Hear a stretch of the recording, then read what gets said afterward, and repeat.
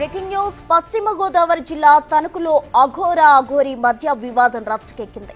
మహిళా భక్తులను అఘోరా బాబా రాజేష్నాథ్ లైంగికంగా వేధిస్తున్నాడంటూ ఆశ్రమం ముందు అఘోరీ ఆందోళనకు దిగింది.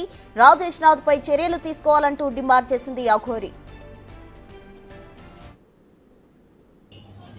నేను నా పర్సనల్ ప్రాబ్లంతో బాధపడుతుండగా ఎవరికి చెప్పుకోవాలో తెలియని సమయంలో కొంతమంది నాకు చెప్పారు, తణుకులో ఒక గురువు గారు ఉన్నారు, ఆయన నీ ప్రాబ్లం సాల్వ్ చేయొచ్చు అని.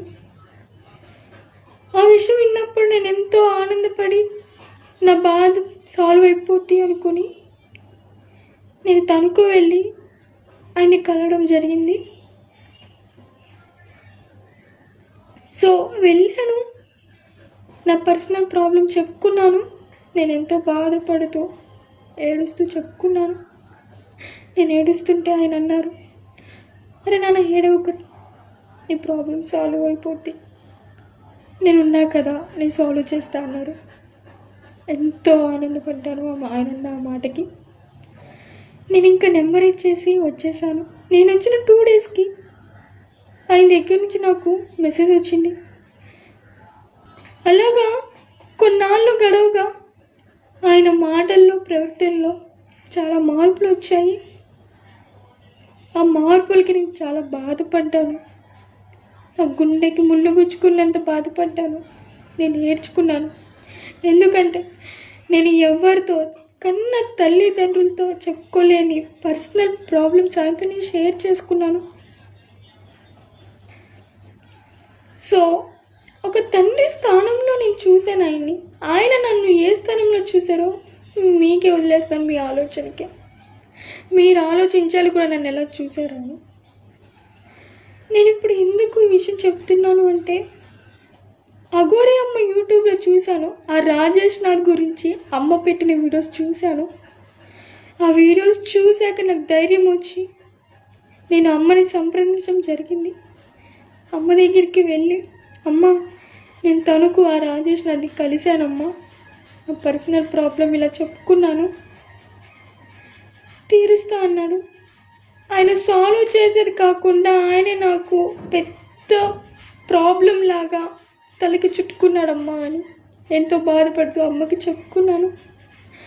అమ్మ అన్నారు, అదే నువ్వు ఏడవకురా, ఆడపిల్ల ఏడిస్తే నేను చూడలేను, ఆడపిల్లకి కష్టం అంటే నేను ముందుండి వాళ్ళని రక్షించుకుంటాను, ఆడపిల్లలకి ఎటువంటి బాధ రానివ్వను. నాన్న, నువ్వు ఏదైతే బాధపడ్డావో, ఏదైతే చూసావో అవన్నీ ఒక వీడియో తీసి పెట్టరా అన్నారు. అమ్మ ఇచ్చిన ధైర్యం వల్ల నేను ఇప్పుడు ఈ వీడియో చేస్తున్నాను.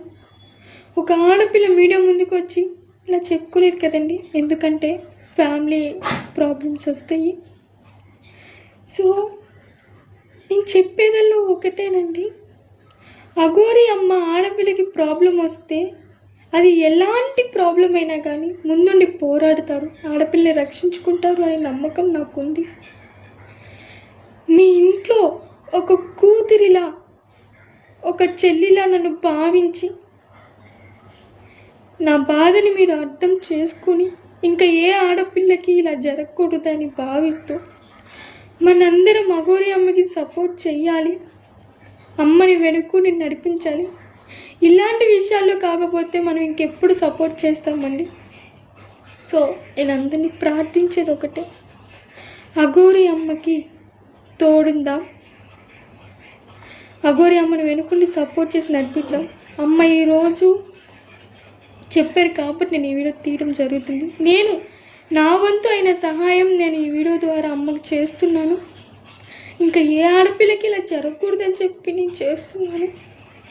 నాలాగా ఇంకెవ్వరూ బాధపడకూడదు. ఇలాగా ఆ రాజేష్ నా దగ్గరికి వెళ్ళి మోసపోకండి, నేను ప్రతి ఒక్క ఆడపిల్లకి ఇదే చెప్పగలను. మీరు నమ్మి వెళ్తే ఆ నమ్మకం మీరు పోగొట్టుకోవాల్సింది. సమస్య చెప్పుకుంటారు, ఆ సమస్యని ఒక అలుసుగా తీసుకొని మళ్ళీ మనకి రివర్స్ మన తలకి చుట్టుకుంటారు ఆయన. సో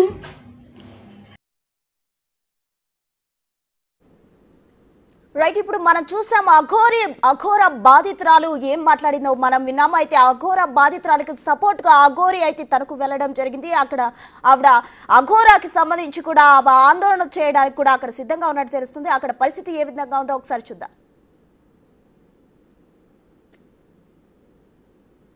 గొడవకు రాలేదమ్మా, మీకు తల్లిలాగా చెప్తాను, నేను గొడవకు రాలేదు. ఆయన మీద కొన్ని అబండాలు వచ్చినాయి. చాలా మంది ఆడపిల్లలు అదే ఒకసారి వస్తే నేను మాట్లాడుతాను. తిరికోడు కాబట్టి దాక్కున్నానని నేను అనాల్సి వస్తుంది. ఎందుకంటున్నా అంటే నేను విత్ ప్రూఫ్తోనే వచ్చాను. 2 మాటలు ఆయనకు ఫోన్లో నేను 40 నిమిషాలు చెప్పాను. నాన్న మార్చుకోండి, శిశులు ఇలా ఉన్నారు, వచ్చిన వాళ్ళతో ఇలా ప్రవర్తిస్తున్నారు, మీరు కూడా ఇలా ఉన్నది, ఇలా మీరు ఇలా అని నేను ఆల్రెడీ అన్నీ చెప్పాను. అమ్మ మార్చుకుంటా అమ్మ అన్నది వింటావా? అది కూడా ఆయన నోటితో మార్చుకుంటా అన్నది వింటావా?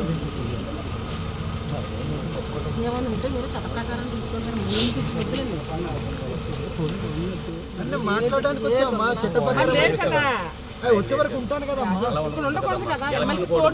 ఎక్కడ ఉండాలి?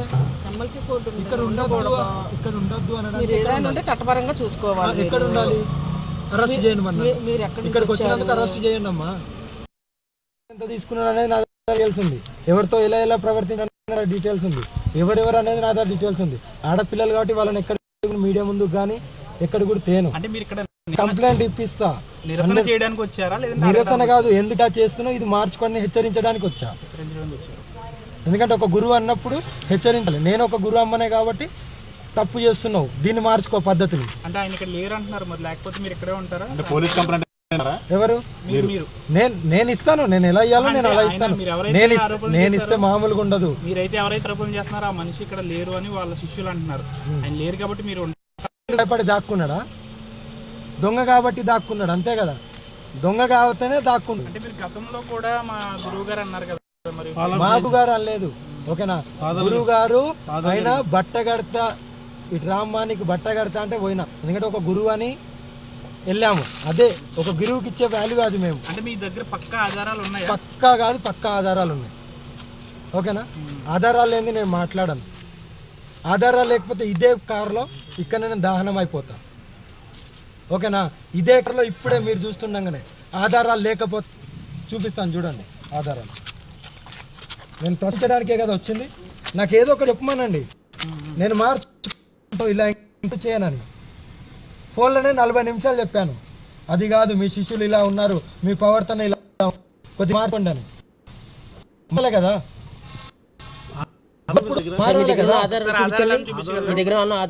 చూపిస్తాను.